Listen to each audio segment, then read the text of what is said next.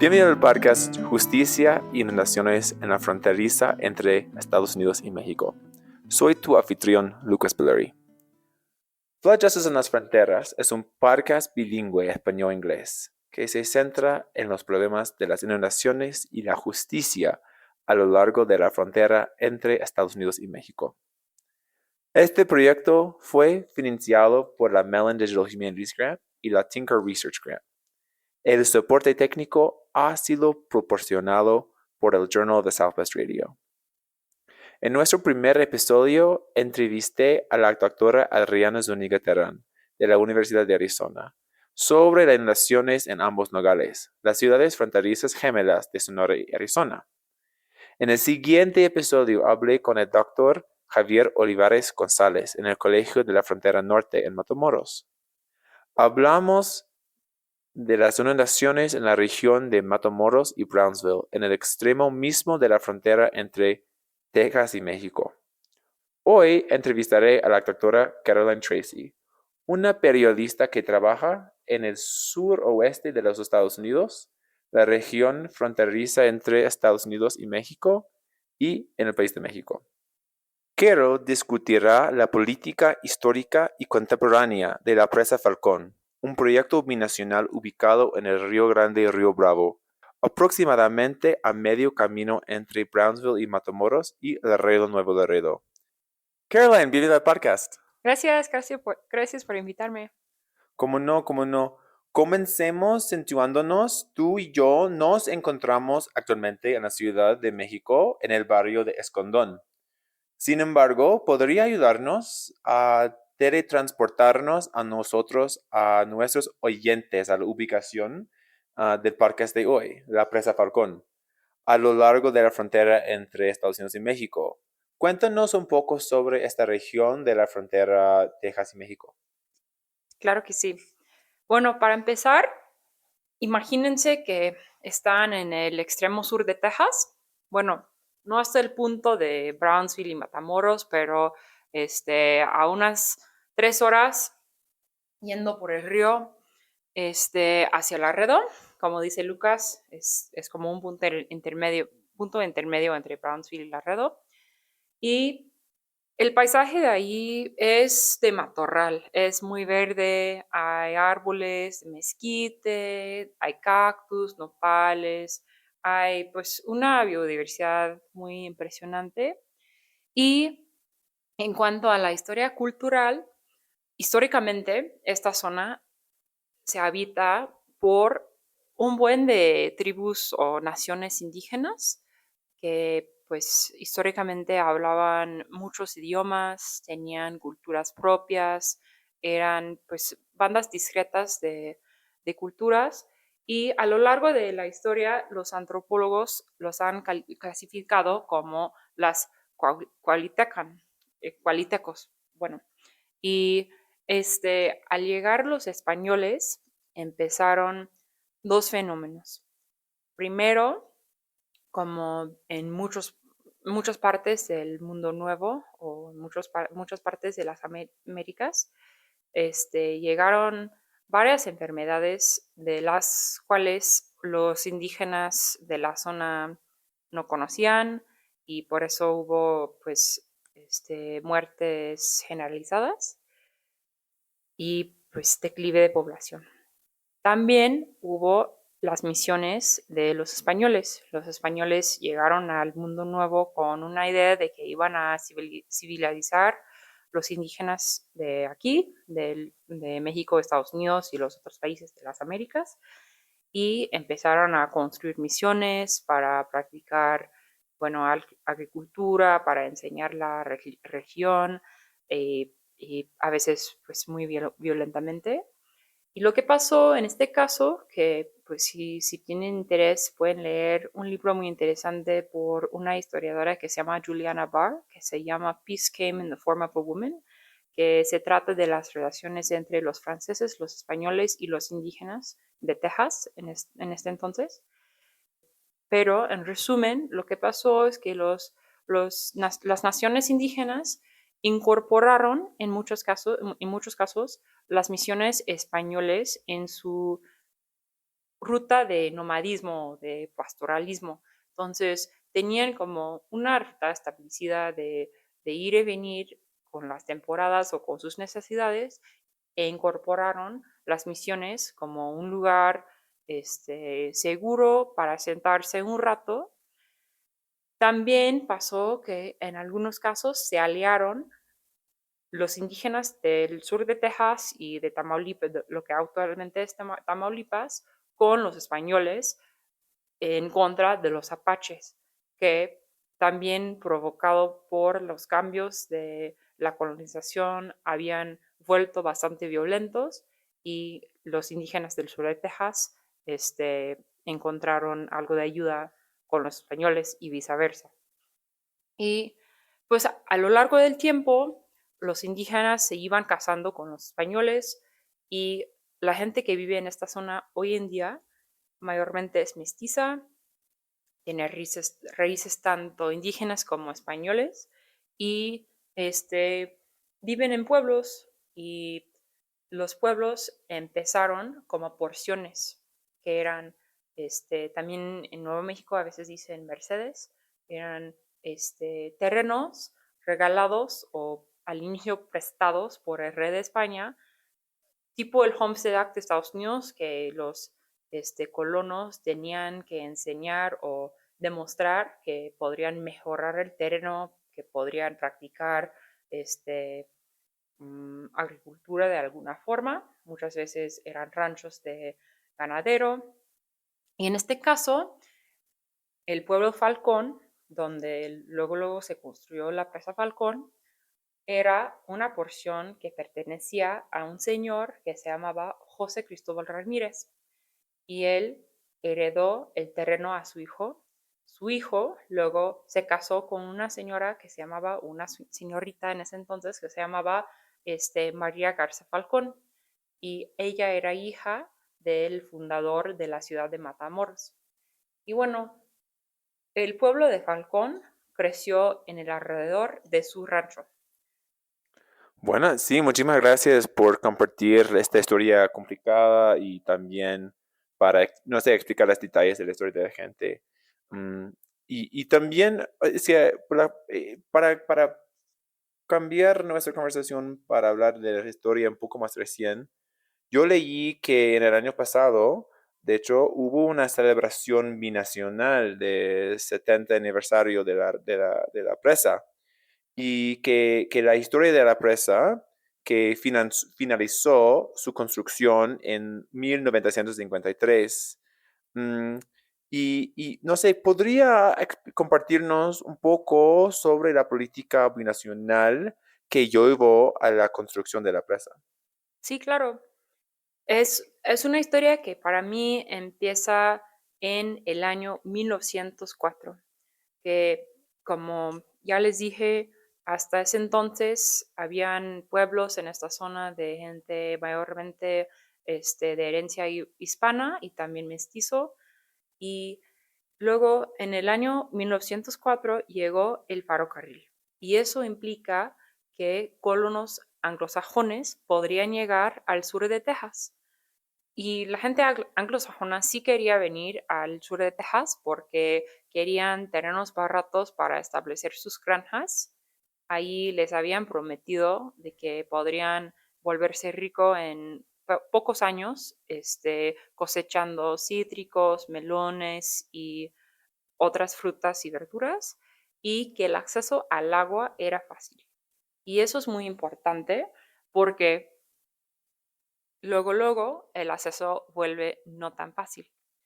Simultáneamente, en el lado mexicano estaban repartiendo terrenos, también estableciendo distritos de riego y estaban también desarrollando la infraestructura para riego. Ahí toma una forma diferente. En los años después de la Revolución Mexicana, que termina en el 1920, intentaron un poco repartir terrenos de forma, pues, como medio socialista o como con una vista del desarrollo del campo para para que los campesinos de México o los trabajadores de los campos de algodón pudieran tener su propio terreno. Y pues en algunos casos funcionó mejor que en otros. Yo creo que ese paisaje, como el paisaje de Estados Unidos, es un paisaje muy conglomerado, con terrenos muy grandes, donde cosechan grandes empresas de la agricultura. Entonces, ya no es tan socialista como tal vez esa visión tenía, pero sí existía esa visión. Y bueno, como iban desarrollando el riego tanto en Estados Unidos como en México, ya se acababa el acceso fácil al agua. Y en 1944 los dos países firmaron un trato sobre el manejo de los tres ríos que los dos países comparten. Y esos ríos son el río Tijuana, el río Colorado y el río Grande o río Bravo, como está conocido en México. Y en los términos del trato decía que iban a construir dos presas a lo largo del río Grande o río Bravo y que iban a empezar con la construcción de la presa más abajo. Y eso terminó siendo la presa Falcón. Pero después del tratado, perdón, después del tratado, mandaron a un equipo de gente de los dos países para buscar dónde sería el sitio de la presa y consideraron varios puntos y decidieron que por razones hidrológicas y otros factores que iban a construirla en el pueblo que se llamaba Falcón. Sí, no, muchas gracias por todos los detalles de la historia de esta área. Y parece a mí muy obvio que la construcción de la presa iba a ser imposible sin la cooperación binacional. Y o sea, este es un tema muy común en esta serie de podcasts, ¿ok? Hablando de la cooperación binacional. Y como has detallado, eso parece ser cierto también en la presa Falconovi. Incluso hay un video de los presidentes de Estados Unidos y México reuniéndose y celebrando la inauguración de la presa. ¿Puedes compartir un poco más sobre la colaboración transfronteriza a la hora de construir este proyecto binacional? Claro que sí. Sí, pues puedes o no ser a favor de las presas, pero la colaboración en este caso sí fue impresionante. Fue la primera presa construida sobre una línea internacional. Eh, también fue construida por dos entidades de construcción, o sea, dos empresas de construcción que compartieron la obra. Entonces hubo una empresa de construcción estadounidense y una empresa de construcción mexicana y los trabajadores laboraron por forma separada a menos que fueras un carpintero. Y en ese caso los carpinteros mexicanos sí cruzaban la frontera a trabajar del lado estadounidense junto con los carpinteros estadounidenses construyendo las formas que iban a moldear el concreto. Y luego, una vez que ya habían construido los moldes, regresaron al lado mexicano. También, curiosamente, la zona de construcción era una zona que hoy en día conoceríamos como una zona duty free, o sea, tendrías que pasar por aduanas para entrar a la zona de construcción porque era algo en común. Y luego, sí, como dices, hubo una ceremonia por la inauguración de la presa y asistió tanto el presidente Ruiz Cortines de México y presidente Eisenhower de Estados Unidos. Y hubo como unas conferencias sobre la cortina de la presa, hubo como unas beauty queens, tanto de Estados Unidos como de México. Eso también igual sobre la cortina de la presa, hay como fotos muy famosos de ese momento, pero luego todos se fueron a Nuevo Guerrero, que era el nuevo pueblo que había construido el gobierno de México para la gente que se desplazó con la construcción, bueno, o con llenar la presa Falcón. Y fueron al nuevo pueblo para continuar la ceremonia.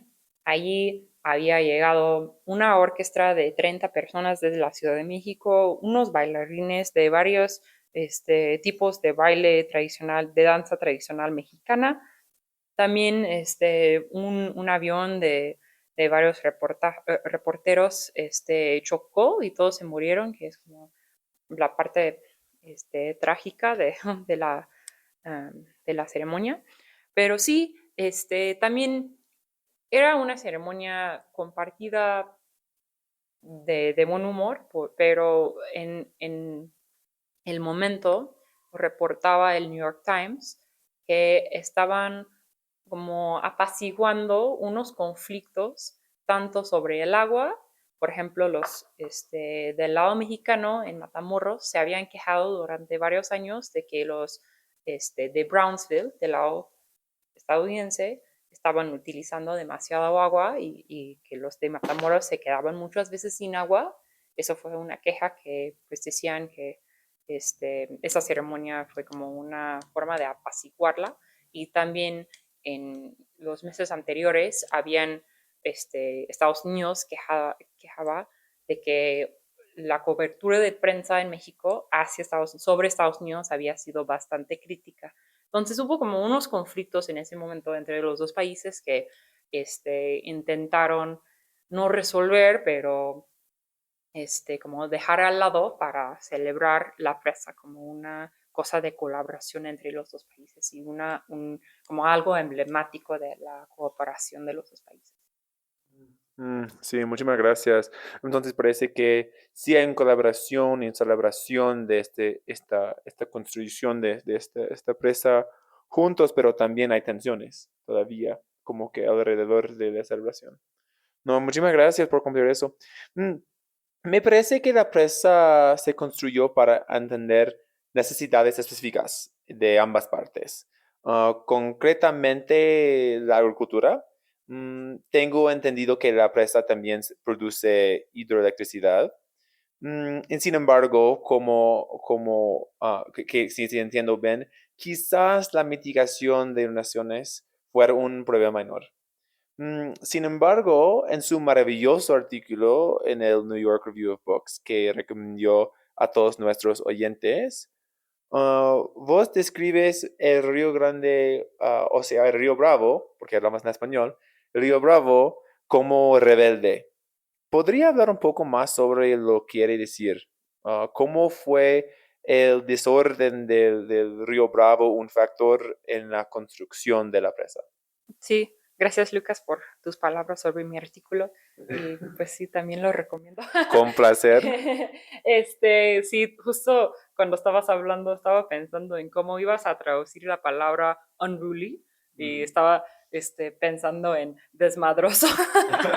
Perfecto, me encanta eso también. Pero bueno, el punto es que en su forma natural, el río Bravo, Río Grande, iba moviendo sobre su lecho, que era un lecho bastante amplio, con un canal que iba cambiando. O sea, a veces dicen que toma la forma de una trenza cuando hablas de ríos, o es un río trenzado, y también es un río poco profundo. Entonces, y hubo como olas con más agua o menos agua. Entonces, era pues un ser así natural, desmadroso, rebelde, desordenado, como decimos, pero esto es importante porque en su forma o en su estado natural, este, eso aportaba a una biodiversidad de la zona muy importante. Por ejemplo, el río traía consigo toda la tierra que está suspendida en el río, la depositaba sobre sus orillas y esa tierra es muy fértil, así que apoya a las plantas a que crezcan y luego también el movimiento del río a veces ahogaba a plantas cortas y eso facilitaba que creciera una canopía de árboles muy altos y los aves de la zona necesitaban esos árboles muy grandes que hoy en día cuando vas al río, sí hay árboles grandes, pero no ves esto de como el río cambiándose de lugar porque ahora está canalizado. Sí, ok, gracias por comentar eso. Y lo que le escucho decir es que la construcción de la presa Falcón transformó radicalmente no solo el río y la biodiversidad de la región, sino también nuestra relación. Cuando estás hablando de como que como la presa y las presas, hay varias presas en el río Bravo, cuando las presas empezaron en el río Bravo, se cambia fundamentalmente el río. No solamente el río como que en el pasado era más plano, si entiendo bien, pero es mucho más profundo, es más como un canal. Y esto cambia la biodiversidad totalmente. Y también no solamente cambia la biodiversidad, pero también se cambia, o sea, la relación entre la gente que vive en el río y como que el río, ¿verdad? Ujú. Sí, esta parte para mí es clave, que pues yo supe de esta presa, de su existencia y empecé a indagar, pues que volvió un proyecto de varios años, porque estaba en el sur de Texas como reportera y hablé con un señor que había crecido en el pueblo de Salineño, que es un pueblo que está justo debajo de la presa. No fue de los pueblos que se inundaron, pero está ahí al lado y de hecho fue como uno de los sitios que consideraron para el sitio de la presa.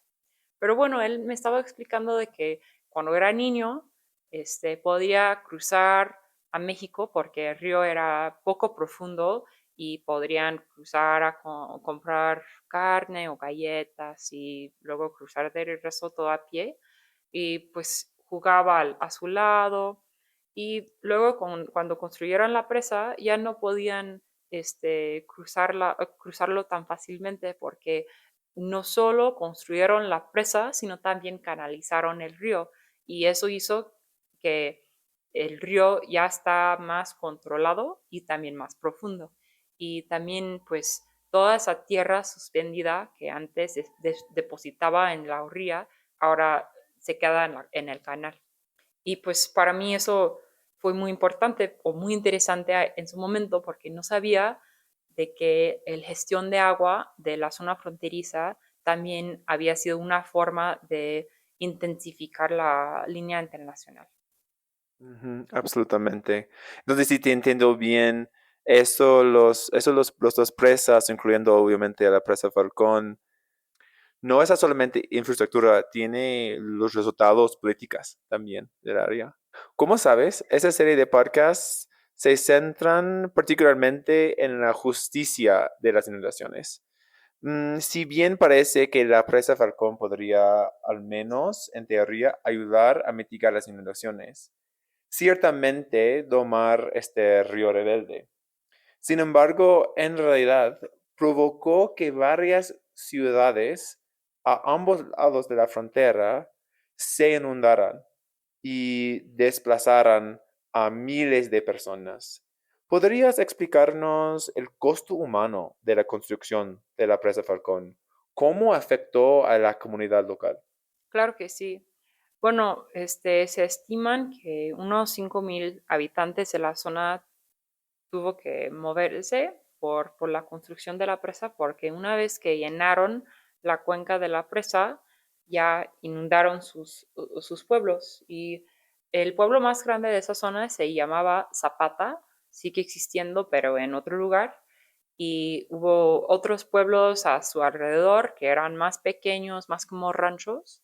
Y del lado mexicano hubo un pueblo que se llamaba Guerrero y como ya les dije, reconstruyeron ese pueblo como Nuevo Guerrero.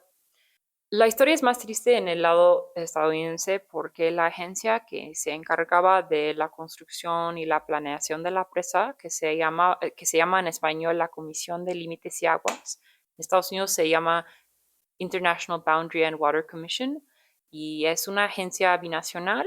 De hecho, es interesante porque es la única agencia federal en México que no tenga sus oficinas en la Ciudad de México, están en Ciudad Juárez, porque las oficinas del lado estadounidense están en El Paso, entonces les conviene más poder comunicar sobre la frontera y es una agencia que se encarga de la frontera. Del lado, o sea, la IBWC, porque estoy hablando de su instanción estadounidense, del lado estadounidense veía su propósito como la adquisición de tierras para la presa, pagar las indemnizaciones y ya. Y sí pagaron indemnizaciones a la gente afectada, pero dos cosas. Primero, no explicaron bien qué iba a pasar. En Zapata la gente sí entendía mejor, pero en los ranchos mucha gente no creía que iban a así como frenar el Río Grande. No creían que iban a llenar su valle. Entonces la gente no sabía qué hacer porque no realmente entendía qué iba a pasar. Y también cuando les pagaba las indemnizaciones, la misma agencia decidió cuánto valoraba su casa. Después de decidir cuál era el valor de su casa, dedujeron el 40%, 20% por obsolescencia y el 20% por depreciación. Esta era gente que, pues, el valor de su casa no era lo más importante. El valor de la casa mayormente era algo heredado, era algo que, pues, se había estado en su familia durante generaciones y, pues, como el pago en sí no, no les cubría lo que necesitaban, pero ni el pago ni cobraba sus necesidades materiales, porque en esa zona no había, como era gente de la agricultura, del ganado, no había gente que se dedicaba a ser carpinteros, o si había, estaban trabajando en la construcción de la presa. Entonces, la gente tenía que encargarse de construir su nueva casa con pocos recursos y con una escasez de carpinteros. Y se empeora porque la SILA, la Comisión Internacional de Aguas y Límites, les decía que la presa iba a llenarse en cierto momento, pero en, en agosto del año antes de que se iba a llenar, empezó una tormenta torrencial y llovía durante 6 días. En algún momento la agencia decidió, para no inundar toda la zona más cerca a la desembocadura, vamos a tener que abrir esta presa, que ya está casi lista, nada más que la gente nos había ido.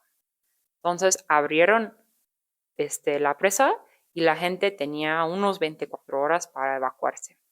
Mucha gente perdió, pues, no solo su casa, que era de esperar, pero sus pertenencias personales, los animales de su granja, y mucha gente terminó viviendo en un encampamento de Red Cross, de la Cruz Roja, durante casi un año. Y esto, pues, implicó, pues, estar ahí en el invierno. Entonces, yo creo que la trauma de la construcción de la presa y la pérdida de ella que ella, pues, causó, provocó, también tiene que ver con esta forma de tener que evacuarse, que la gente tuvo que irse muy rápido, no estaba preparada y, pues, luego terminaron viviendo en una vivienda no muy digna. Y pero también hay esta pérdida cultural que yo creo que es también a largo plazo parte de la trauma también, que, este, por ejemplo, esos terrenos que se habían heredado entre generaciones durante varios años, muchos años, incluso siglos, leí que tenían un ritio cuando heredaron el terreno a otra generación, que soltaban un puñetazo de tierra en cada de los puntos cardinales para celebrar la transferencia, la transición de la tierra, del terreno. Y después de que construyeran la presa, ese ritio desapareció por completo porque ya no existían terrenos heredados entre familias. Entonces, hubo todo como una vida cultural muy vieja que se desapareció con la construcción de esta presa. Sí, no, muchas gracias por los detalles de, o sea, de cómo la construcción de la presa se impacta a estas comunidades. Y también parece que la construcción de una presa, o sea, infraestructura como presa, que se afecta a esta comunidad, no es una situación aislada. Que hay otros ejemplos de construcción de presas que se afectan a otras comunidades en estados, ¿verdad? Sí, definitivamente. Hay muchos casos documentados de pueblos afrodescendientes en el sureste de Estados Unidos que eran afectados por presas, donde el gobierno tenía un discurso de que la gente vivía en un pantano y no eran civilizados y mejor así construir una presa, secar el terreno y tener luz. También hay casos documentados de pueblos indígenas que eran afectados por construcciones de presas y en todos estos casos son no solo es la pérdida o la trauma que implica perder tu hogar, sino también la injusticia racializada y el discurso que viene consigo. Y porque también obviamente hay casos de pueblos mayormente anglosajones, de habitantes mayormente anglosajones que eran inundados por presas, pero yo creo que trae trae otro significativo cuando también es una injusticia racializada. Y en este caso, lo, lo singular o el detalle que lo hace único es la presencia de la frontera, porque la gente que vivía en Zapata tenía, por ejemplo, un puente que les llevaba al pueblo de Guerrero, del lado mexicano, y podrían cruzar libremente para hacer sus compras, para visitar a su familia, en algunos casos para ir a la escuela. Hay muchos casos documentados o muchas historias orales de niños que estudiaron en Estados Unidos 3 años, luego fueron a México a estudiar 3 años para ser bilingües. También hubo equipos de béisbol que tenían ligas con equipos de los dos lados de la frontera. Entonces, eran comunidades muy conectadas y con la construcción de la presa, por ejemplo, el nuevo Zapata se construyó a 8 millas, que son como que 12, 13 kilómetros del Nuevo Guerrero. Entonces, ese vínculo, esa conexión muy cercana ya no existía. Sí, muchas gracias por comentar eso. En el último episodio del podcast con el doctor Olivares González, discutimos la construcción de la diques en Brownsville, otra forma de infraestructura a lo largo del río Bravo. Sin embargo, esos diques en realidad se duplicaron como una continuación del muro fronterizo de Estados Unidos. Sabemos que el muro también exacerba los problemas de las inundaciones en las zonas fronterizas, tanto de Arizona como de Texas. ¿Puede hablarnos sobre el estado de la construcción del muro cerca de la Presa Falcón? ¿Y lo podrías significar construir el muro ahí? Bueno, sí, es una cronología bastante compleja.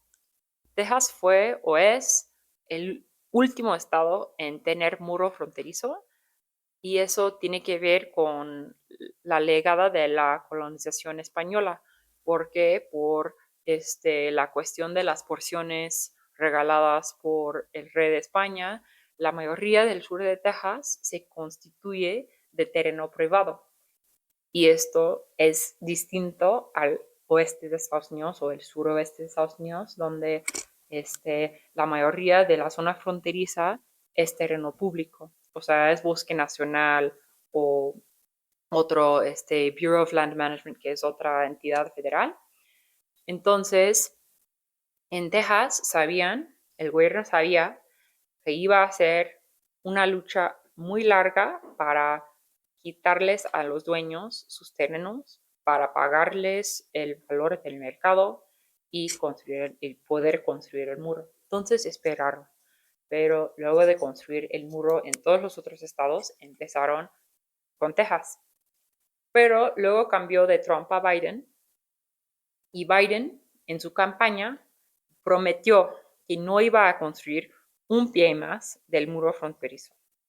Eso fue de sus promesas de campaña.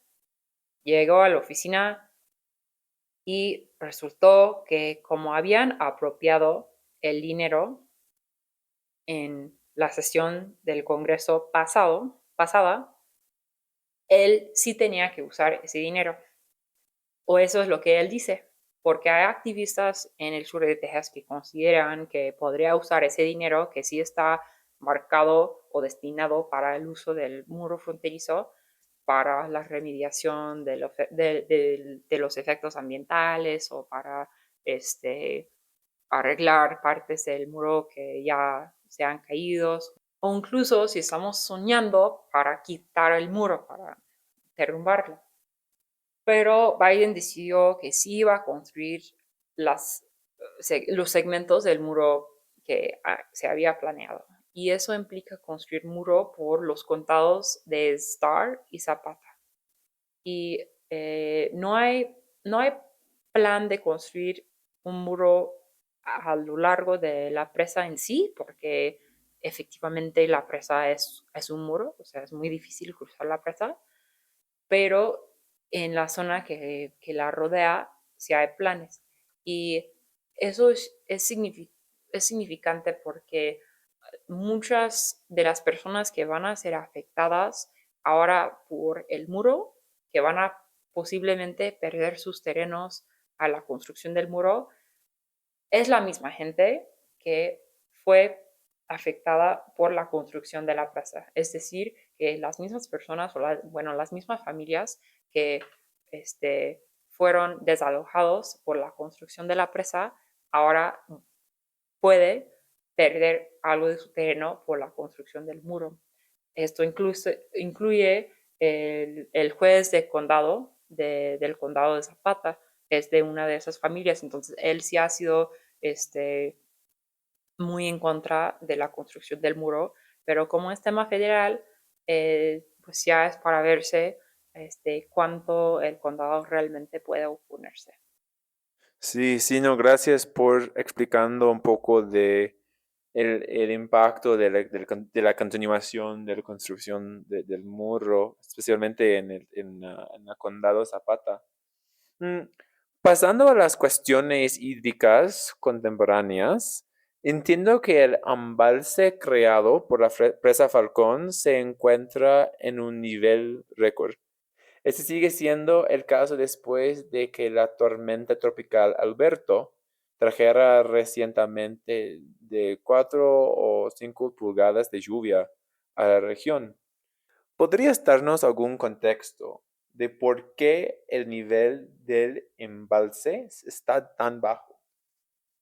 Sí, el Río Grande ahora se encuentra en un estado de crisis muy parecida a la situación de crisis del río Colorado, que empieza en el estado de Colorado y fluye hasta el Golfo de California o el Mar de Cortés. Y pues el río Colorado ha llamado más atención, yo creo, porque su flujo es 5 veces más grande del flujo del Río Grande. También unos 40 millones de personas dependen de ese río. Mientras tanto, el Río Grande, creo que unos entre 9 y 13 personas dependen de ese río. Entonces, no ha llamado tanto la atención, pero para mí la situación de crisis es igual y debería de llamarse más la atención. Ahorita hay como dos conflictos que para mí son muy emblemáticos. Uno se tiene que ver con el Tratado de 1944 que les mencioné antes. En ese tratado, México tiene que pagarle a Estados Unidos cierta cantidad de agua cada 5 años. Y en este periodo de tiempo, México no ha pagado su cantidad de agua. Entonces, como pueden imaginar, hay muchos políticos en Texas que están así furiosos por este dato porque quieren culparle a México varios problemas y pues toman cada oportunidad para hacerlo. Pero el tratado también tiene una pues, cláusula con una excepción para circunstancias extremas. El problema es que no defina bien qué es una circunstancia extrema. Entonces, yo creo que pues, en los meses que vienen vamos a ver o que el estado de Texas y pues el gobierno federal detrás de él intentan castigarle a México de alguna forma o que la SILA, la Comisión Internacional de Límites y Aguas, convoque a una reunión de los dos países para decidir qué hacemos, cómo definimos una circunstancia extrema, cómo lidiamos con ese tipo de situación que va a pasar cada vez más frecuentemente.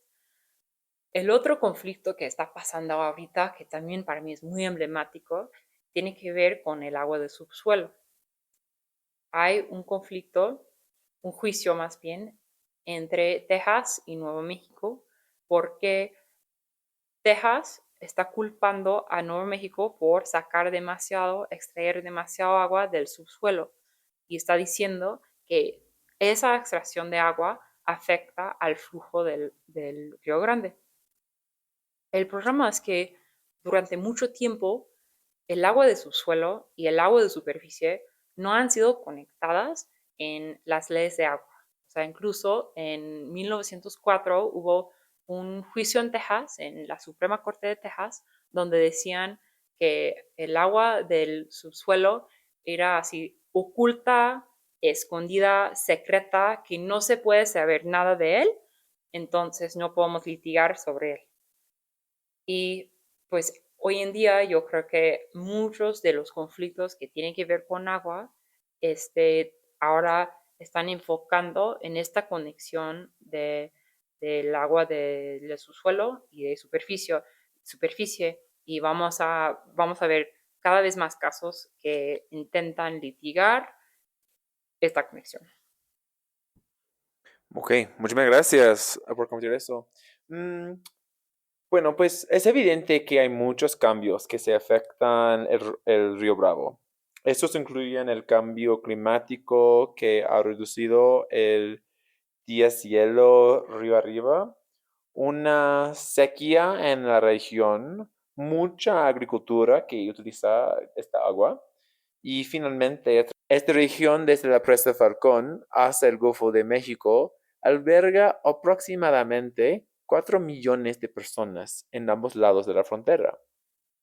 Recientemente leí en el Texas Standard que la Asociación de Productores de Azúcar del Valle de Río Grande está poniendo fin a la producción de caña. ¿Cuál cree que es el futuro del agua en esta región? Yo creo que para entender lo que está pasando con el azúcar en el Valle del Río Grande es interesante e informativo ver lo que está pasando en la cuenca del Río Colorado, porque ahí hay mucha producción de alfalfa que ahora se entiende como un cultivo que necesita muchísima agua, o sea, demasiada agua, y mucho de la alfalfa que crece ahí es para exportación. Entonces, hay como una transición en marcha para no plantar tanta alfalfa y tanto los distritos de riego como los estados, como el gobierno federal mismo, están pagando a los granjeros por no plantar tanta alfalfa o tal vez no plantarlo por completo, sino plantar menos hectáreas o durante menos tiempo. Hay como un buen de programas que están intentando, están experimentando con programas para disminuir la cantidad de alfalfa que crece. Y creo que es como una señal de lo que va a pasar en el futuro, de que vamos a entender que hay cierta cantidad de agua que ahora con el cambio climático se está disminuyendo y tenemos que decidir ¿para qué queremos usar el agua? O sea, queremos usarla para el cultivo que gana más dinero, que en este caso ha sido la alfalfa. Queremos usarla para las ciudades, queremos usarla para el ecosistema. Hay que decidir, hay que tener cierta planeación, ciertos incentivos para los granjeros y creo que vamos a enfrentar una situación muy parecida en el Valle de Río Grande, donde pues ahorita hay cultivo de sorgo, cultivo de algodón, cultivo de azúcar. Esos son cultivos comerciales que puede que no sean los cultivos ideales o los usos ideales para el agua que tenemos. Ok, sí, muchas gracias. Y muchas gracias por compartirlos todo su conocimiento con nosotros. Gracias por tu interés.